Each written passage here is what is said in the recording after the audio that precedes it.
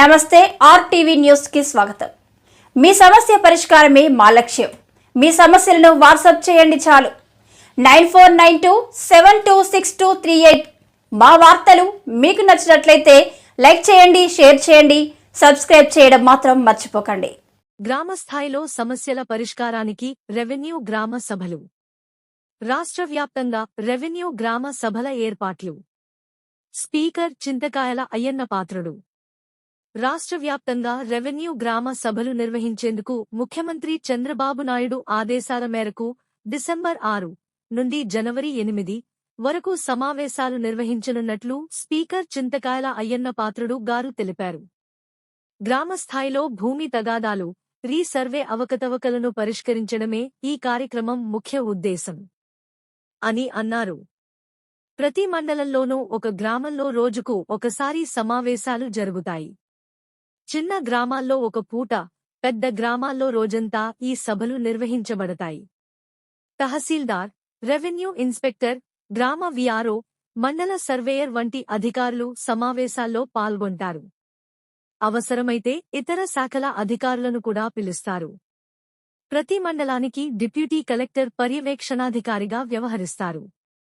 గత ప్రభుత్వంలో భూముల అక్రమాల కారణంగా ప్రజలు తీవ్ర ఇబ్బందులు ఎదుర్కొంటున్నారని, ఈ సభల ద్వారా సమస్యలను పరిష్కరించడమే లక్ష్యమని తెలిపారు. ముఖ్యంగా గ్రామ సర్పంచులు కానివ్వండి, గ్రామంలో ఉన్న పెద్దలకు కానివ్వండి, తెలుగుదేశం పార్టీ నాయకులందరికీ కూడా విజ్ఞప్తి ఏంటంటే, దయించి నేను చెప్పింది పూర్తిగా వినండి, ఈ అవకాశాన్ని వినియోగించుకోని చెప్పి మీ అందరిని కోరుకుంటున్నాను. ఇక్కడే కానీ నర్సీపట్నం నియోజకవర్గం కాదు, రాష్ట్రం అంతా కూడా నేను పిలుపునిస్తున్నాను. ఇది మంచి అవకాశం మనకి. చంద్రబాబు నాయుడు గారు రెవెన్యూ సదస్సులు పెడుతున్నారు. అది రేపు 6వ తారీఖు నుంచి, ఈ నెల 6వ తారీఖు నుంచి వచ్చే నెల 8వ తారీఖు వరకు ఈ రెవెన్యూ సదస్సులు జరుగుతాయి.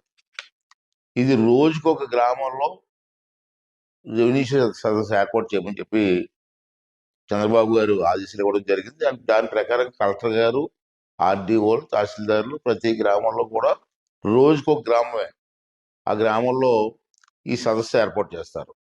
ఈ సదస్సు తాలూకు ముఖ్య ఉద్దేశం ఏంటంటే, గత గవర్నమెంట్లో భూములు ఆక్రమించుకున్నారు, గవర్నమెంట్ భూములు ఆక్రమించుకున్నారు, చెరువులు ఆక్రమించుకున్నారు, దేవాదాయ శాఖ భూములు ఆక్రమించుకున్నారు.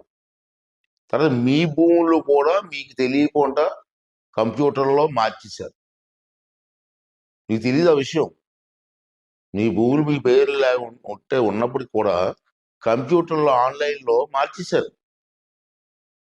ఇవన్నీ చాలా అన్యాయం చేశారు. చాలా మంది ప్రజలు ఇబ్బంది పడుతున్నారు, రైతులు ఇబ్బంది పడుతున్నారు. అంచేత నేనేమన్నానంటే, ఇది మంచి అవకాశం కాబట్టి ఇటువంటి అన్యాయం జరిగిన వాళ్ళు, ఆన్లైన్లో పేర్లు మార్చేసిన వాళ్ళందరూ కూడా ఈ సదస్సుకు వెళ్ళండి.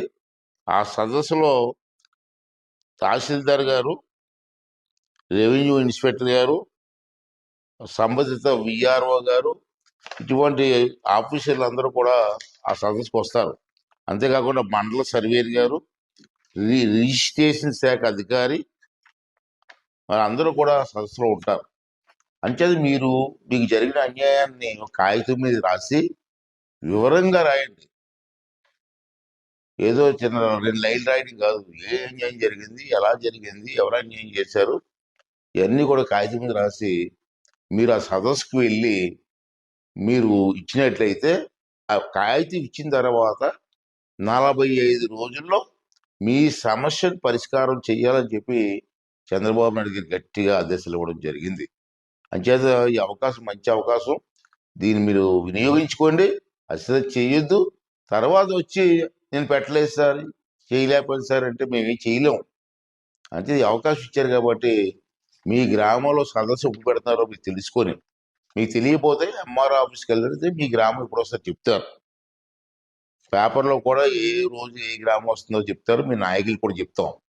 ఆ సదస్సులో మాత్రం ఇటువంటి ఇబ్బందులు ఉన్న వాళ్ళందరూ కూడా వెళ్ళి మీకు న్యాయం జరిగే విధంగా మీరు పాల్గొవలసిందిగా ప్రతి ఒక్కరిని కోరుకుంటూ, అలాగే అన్ని పార్టీ నాయకుల్ని, ముఖ్యంగా తెలుగుదేశం పార్టీ నాయకులు కానీ అన్ని పార్టీ నాయకులు నేను కోరుకున్నానంటే, ఈ రాజకీయాలతో సంబంధం లేదు, రైతులకు అన్యాయం జరగకూడదని ఉద్దేశం. అంచేత నాయకులు కూడా మీ గ్రామంలో ఎవరైనా అన్యాయం జరిగితే వాళ్ళని తీసుకొని వెళ్ళి ఆ సమస్య పరిష్కారం చేయడం కోసం నాయకులందరూ కూడా ప్రయత్నం చేయాలని చెప్పి మీ అందరికీ మనవి చేస్తూ వివిధ సెలవు తీసుకుంటున్నానండి. థ్యాంక్ యూ అండి. Thank you very much.